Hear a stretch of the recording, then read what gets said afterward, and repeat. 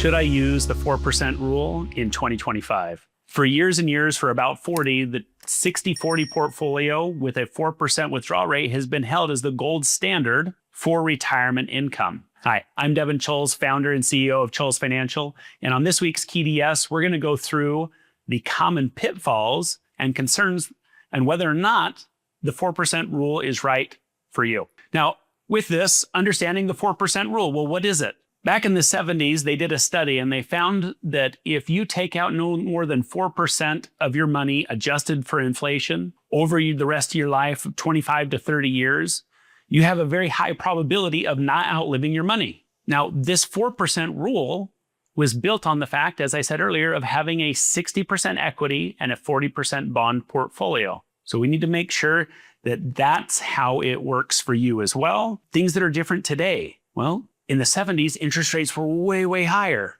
Going into the 80s, were way, way higher. Well, today they're much lower. While they're still at a 25-year high, we're still significantly lower. So that is one of the concerns of using a 60-40 portfolio is are we getting what we need from it?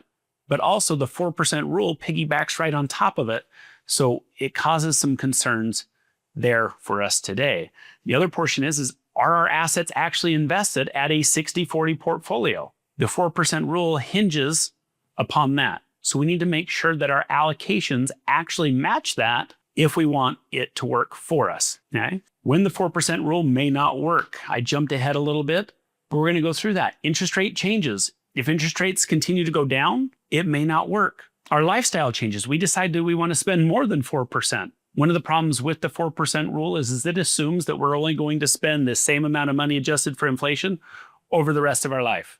Now, I've been doing this a long time, and what I know from experience is more and more retirees, they spend the most amount of their money in the first 5 to 10 years of being retired, in the go-go years, and then they switch to the slow years where they don't do as much. Okay? So we need to make sure that our plan actually absorbs for when we're going to use the money and not just assume that we're going to spend the same amount equally over that time frame. Alternatives to the 4% rule. What can we do to make sure that we're not going to outlive our money, that we're in a 60-40 portfolio, that if interest rates change, all these things actually work into our favor?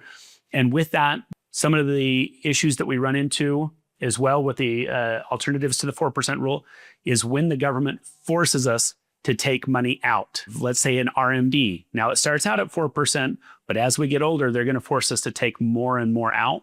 It's one of the reasons why as well, we want to make sure that we have a proactive tax plan, that we are taking it and we're getting rid of some of those RMDs so it's not forcing us to take too much, that we don't have too much of our money in the wrong side of the tax triangle. We don't have too much in the later bucket inside of it because it can force us to have to take out more than that 4% and blow up the plan. We also have the flexible spending strategies. We want to make sure that in those go-go years, we can afford to spend that money. And as we age and we slow down, that we're still going to be okay going out that side. And then just building in a custom withdrawal plan.